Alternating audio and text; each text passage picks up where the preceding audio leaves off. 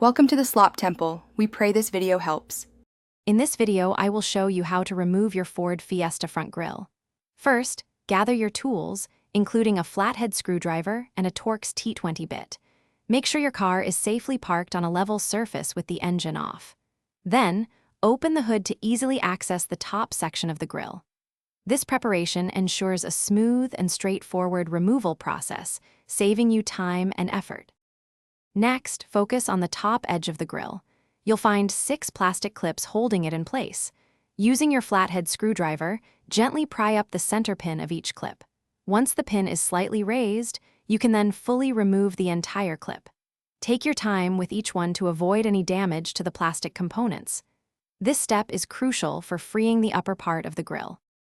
Now, let's move to the lower section. Look behind the grille, near the headlight assemblies, where you'll find 2 Torx T20 screws. Use your Torx T20 bit to carefully unscrew these. These 2 screws are vital for securing the lower part of the grille to the bumper. Once these are removed, the grille will be almost entirely free, ready for the final detachment. With all fasteners removed, gently pull the grille forward from the bottom, then lift it upwards to release it completely. Inspect the mounting points for any remaining clips or potential damage. When you're ready to reinstall, simply align the grille and reverse these steps. Ensure all clips and screws are securely fastened for a proper fit. This process should take about 15 to 20 minutes. Thanks for watching. Consider subscribing if we helped you.